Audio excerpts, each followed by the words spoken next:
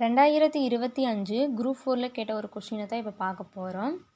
இதற்கான ஆன்சர் எங்கே இருக்குது அப்படின்னா 9th தமிழ் புக்கில் திராவிட மொழி குடும்பம் அந்த பாடத்தில் தான் கொடுத்துருக்காங்க. இங்கே தவறான ஒன்றை தான் தேர்வு செய்யணும்னு சொல்லி கொடுத்துருக்காங்க. இந்த கொஸ்டினில் இந்தியாவில் பேசப்படும் மொழிகளின் எண்ணிக்கை 1300க்கும் மேற்பட்டது அப்படின்னு கொடுத்துருக்காங்க. இங்கே என்ன கொடுத்துருக்காங்கன்னா இந்தியாவில் பேசப்படும் மொழிகளின் எண்ணிக்கை வந்து என்னென்னா 1300க்கும் மேற்பட்டது அப்படின்னு சொல்லி கொடுத்துருக்காங்க. அப்போ இது வந்து என்ன சரியானது. பல கிளை மொழிகளும் இந்தியாவில் பேசப்படுவதால் இந்திய நாட்டு மொழிகளின் காட்சி சாலையாக திகழ்கிறது அப்படின்னு சொல்லி கொடுத்துருக்காங்க. பல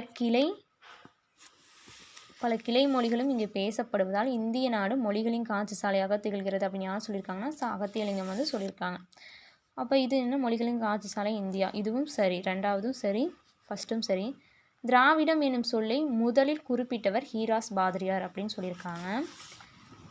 திராவிடம் எனும் சொல்லை முதலில் குறிப்பிட்டவர் யாருன்னா குமரிலப்பட்டவர். திராவிடம் எனும் சொல்லை முதலில் குறிப்பிட்டவர் யாருன்னா குமரிலப்பட்டர். அப்போ என்னென்னா மூணாவது வந்து என்ன தவறானது. திராவிடம் எனும் சொல்லை முதலில் குறிப்பிட்டவர் வந்து ஹீராஸ் பாதிரியார் இல்லை, ஹீராஸ் பாதிரியார்னு கொடுத்துருக்காங்க. ஆன்சர் என்னென்னா குமரிலப்பட்டர். திராவிட மொழி குடும்பம் மொழிகள் பரவிய நில அடிப்படையில் 3ஆக வகைப்படுத்தப்பட்டுள்ளது அப்படின்னு சொல்லியிருக்காங்க.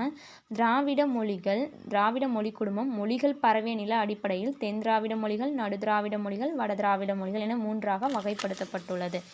அப்போ 4ம் சரி. அப்போ தவறான ஒன்றை தேர்வு செய்யும் தான் கொடுத்துருக்காங்க. அப்போ 3 மட்டும் தான் தவறு.